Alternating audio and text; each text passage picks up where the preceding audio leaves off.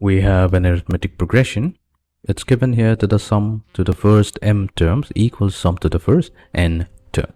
Using this, we need to show that the sum to the m plus nth term has a value of 0. So actually what it means is, let's say we have a1, a2, a3. This is an arithmetic progression. We have the mth term and we have the nth term, and this goes on. We have a m plus n somewhere. So this is going to go on. This is quite a big sequence. So it's given the sum up to the first m terms, and this value is exactly equals to the sum to the first n terms. Then we have to show that if we take the entire sum to the m plus nth term, then this value is equals to 0. So let's begin. First thing first, what we have to do is specify the first term and the common difference. So let's start. So let the first term be represented. So we're going to represent our first term by the letter a in lowercase. And since it's an arithmetic progression, we'll also have to specify the common difference. So let the common difference be represented by the letter d in lowercase.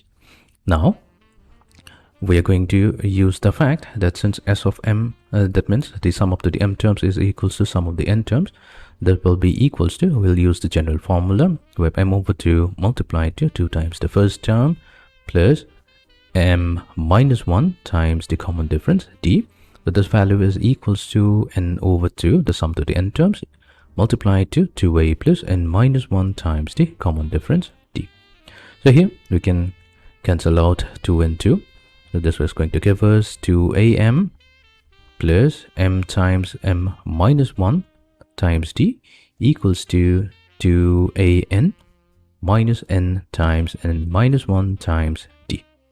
So we can transpose the two terms on the right hand side to the left hand side. So we'll combine 2am and 2an.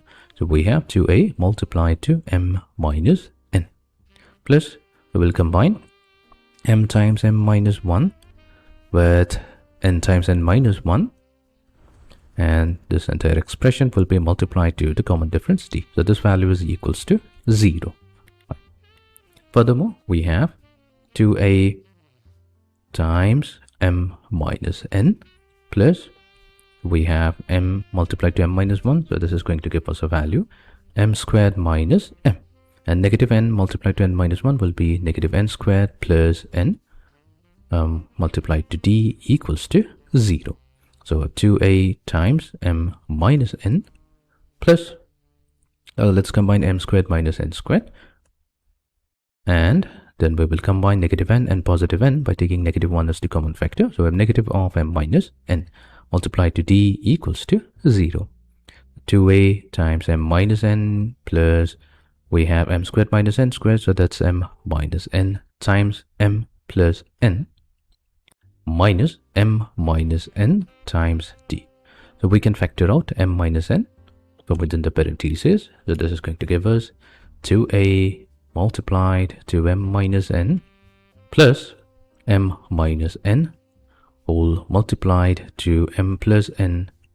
So this is d is actually outside, not within the parentheses.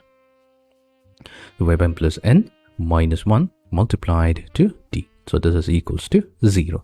Now we can further factor out m minus n. So this is going to give us 2a plus m plus n minus 1 times d equals to 0, dividing both sides with m minus n. So we have 2a plus m plus n minus 1 times d equals to 0. Now this is an extremely important equation. From here we can prove our original problem. So here we have to show that the sum to the m plus nth term, that's equals to 0. Now we know that the sum to the mn plus nth term, so this will be given by the formula m plus n divided by 2 whole multiplied to 2a plus m plus n minus 1 times the common difference d.